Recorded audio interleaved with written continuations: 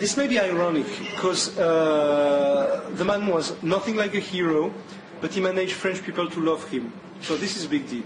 And the other thing is, he's a real caricature of what you expect from a French artist. So in the old-fashioned way, this guy managed to seduce all the most beautiful women. So you would assume he is a hero. But this is not considered a heroical behavior for a long time. My point was to make not only a story about Serge Gainsbourg, but a story about love stories in Paris, and to use all the clichés people assume to be typical of French culture as, I don't know, the painter, the lover, the whatever. And try to make, not a biopic, but a musical out of it. I guess my movie is more a musical than a biopic.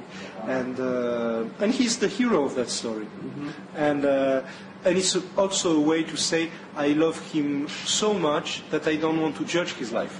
Because when he was alive, everybody was always criticizing the guy. So saying, well, he's a hero, from a French perspective, it's ironic and provocative. But I have to confess, when I was a kid, he was my hero, because he was the only guy who made me laugh on television, because French television was extremely boring, and he always came completely drunk on TV. He said sexual things every time, and he was with all the most beautiful women. So for the 15 years boy I was, this is enough to be a hero.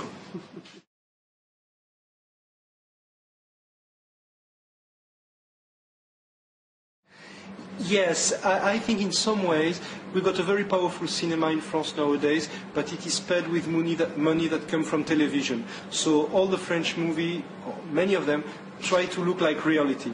And my movie only try to look like a movie. So, for instance, when they kiss on the banks of the River Seine, we are in the real place, but we've been putting as many lights because I want it to look like a fake place. Mm-hmm. I want people to recover the love scene into An American in Paris or in Everybody Says I Love You, because I think I love more cinema than real life.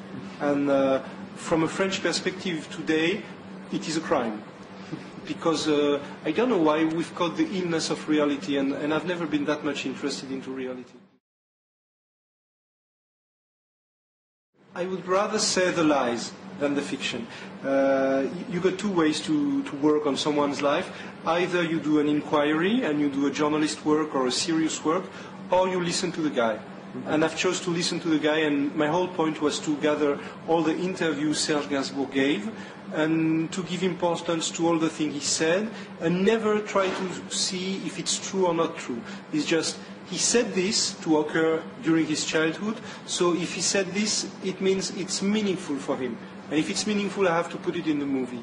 And it's a very interesting way, because, in my point, because at the end, it feels like I met Serge Gainsbourg in a nightclub at 4 o'clock in the morning, he was drunk, and he told me about his whole life. And you don't know if it's true, but I loved him to tell me that story. And when I was writing the script, I had no idea how to write a movie script, so I just get drunk and write. And get drunk and write again, as if we were two. And one thing I like in the way character behave is, for instance, the kid does not speak like a real kid. It's as when you're a grown-up, you remember what occurred in your childhood, and you put grown-up talks on it. So, I don't know, maybe it works, maybe it does not, but I feel it's a way of aiming elsewhere than classical biopic. It's more about a beautiful woman and music. Mm-hmm. And that's what I wanted to do. And it could have been a cabaret show. It could have been something else than a movie.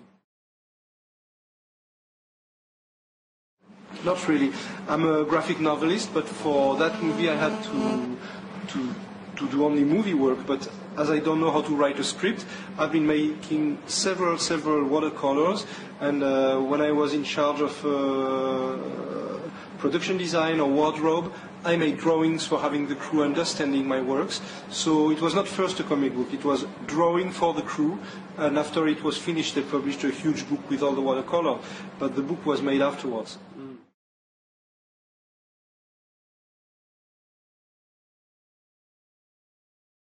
For some reasons. First of all, I didn't want to go into that biopic cliché of the guy who becomes a waste because he's been drinking too much, because, come on, I've seen it too many times.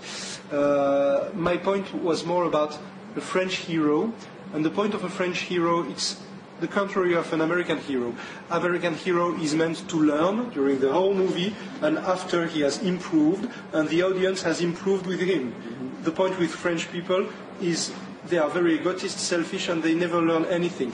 So I depicted a guy that don't learn anything, he only grows old. So this is not like a terrible mess at the end. It's just about never changing, behaving like a child during his whole life. And in some point, you might feel it's a failure, and in some point you might say, okay, this is the story about Peter Pan. And refusing the life to change. When a woman leaves him, he makes a museum about the woman, and he thinks about her during his whole life, even if another one comes. So in that point, he's very French, I guess. We finished 5 days ago. It's an animated cartoon called Rabbi's Cat, taken from one of my comic books, and we've been working on that cartoon for 4 years now, with 200 animators based in Paris. And it's a very classical animated cartoon because the animation looks like an old Disney movie, but the story is not classical at all because it's about a little cat that criticizes religion. So it's a way of having Jews and Muslims and Christians thinking about the fact that maybe there is nothing like a God. And maybe if you're in love with someone, it's more important. And it's funny to bring it in a childish way, in a tender way, but still it's a little provocative. I don't think so. And so you take me at a bad day because I learned this morning that the movie will not be in Cannes because Cannes people said the movie is too classical and don't need them. But in some way it's a good news. But I want it to be in Cannes, of course. The comic book it's taken from was sold in maybe 30 countries, and it's been like 2 million copies in the world, so we're very happy with that comic book. And as the story is maybe universal, I hope it will succeed. My whole point, from a cultural point of view, is I feel every European country, and Greece would be special for this, and France, and Poland, and Spain. We are very strong at protecting our own culture, and then there is the world. But sometimes we fail into producing a European culture. I mean, we would have such a big audience if we were able to make a movie in all Europe at the same time, as people did in the 70s. For instance, you had a movie made between France and Germany, or Italy and Spain, and so. And this is something we don't know how to do anymore. But so we got small national cultures, and then the American market, and so it obliges us to be always defending against American culture. And I feel that's not what we should do. We should learn to do. I don't want to say mainstream movie because it's a meaningless word to me, but universal movie that people from Europe could like, because this would bring a critical mass market that would help sell the movie worldwide. And I have to say it's the main difficulty I find in making movies, because for comic book this is obvious. When I make a comic book, 2 months after it's translated in whole Europe, and 6 months after it's worldwide. In movie it's not like that. In movie you are meant to buy American movie and to defend your own local culture. And we don't realize how strong we could be, because my whole point is the sexuality and the familial life of European people is pretty much alike. And it's very different from American, very different from Japan, and this is a way of life we could tell about in movie. And that's why I turned to animation, because I feel in some ways animation can bring this universal feeling. But I just have to learn, but that's the thing I'm aiming.